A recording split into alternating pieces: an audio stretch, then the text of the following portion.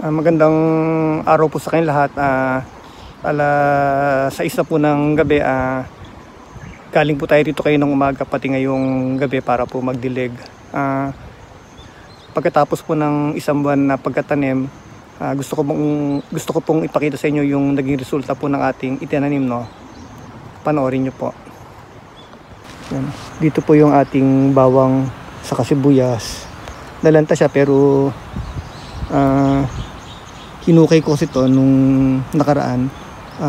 Hinukay pala, nagtanggal ng damo, tapos no, napagkamalan na damo yung bawang sa kasibuyas, hindi po napansin, no? Kaya after 3 days binalik ko siya, kaya medyo nalanta siya, no? O lanta na talaga siya, pero palagay ko pwede pa naman, kaya dinidiligan ko pa rin, no? Tapos ito po yung ating labanos. Yan.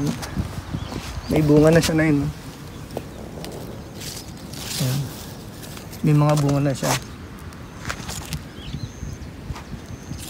Okay. Tapos sa kabila ganun din. May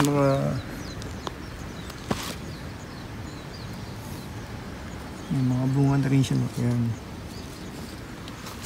Ito may mga puti na rin. Okay. Ito medyo malaki-laki. Yan. Tapos sa kabila yung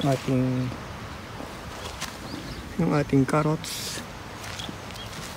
Dito rin sa kabila carrots din. Tapos dito yung green peas na yung edamame. Yan, marami rin yan, no?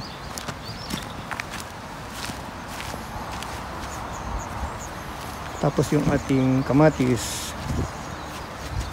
Yan, may kamatis na may bunga siyang dalawa. Tatlo pala. Isa, dalawa, tatlo.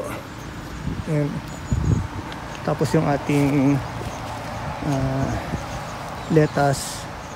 May 4 siya na puno, no? Kinukuhanan ko na kasi baka mamaya, baka next week i-harvest na kasi ito eh. Hindi ko na maipakita sa inyo. Kaya ayan. Mga 1 linggo na lang siguro pwede na ito, no? Ayan po.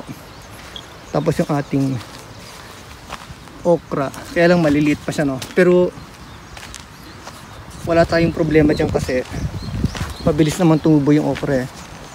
Tapos yung bell pepper, yan, may 5 puno siya, no? Yung bell pepper po, yan po. Yan. Yan. Tapos sa kabila, yung katabi niya, yung ating talong. May 5 din siyang puno. Ito po yung talong natin. Tapos sa kabila ay yung talong, may 5 puno siya. Tapos sa kabila, ito po yung ating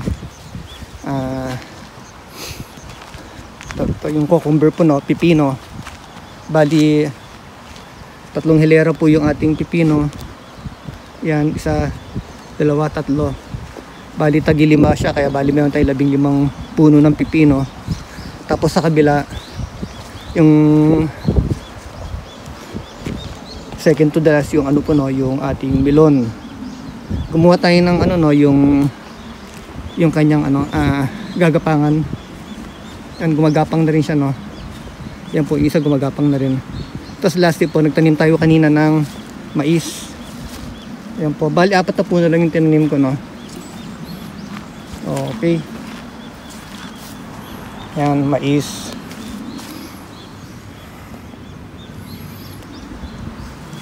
Kaya, pag tinignan mo mula rito, ayan po, no. Yung katabi natin, marami silang tanim, tignan ninyo. Tapos yung doon, ganun din, marami silang tanim. Pero yung atin, ito lang. Pero iba't ibang putas yung tinanim natin, no. Hindi natin alam kung makakasabay tayo sa kanila. Sa kabilang, dami niyang mais, oh. Ilan yung mais niya, yan, no. Okay, lalaki, no. Nahuli kasi tayo na pagkatinim, eh. Wala, hindi pa tayo kasi masyadong marunong. Okay, ganun na lang po.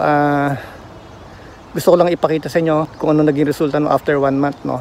Sana next month mas malaki siya, no. Hanggang dito na lang po at maraming salamat po sa panood. Bye bye.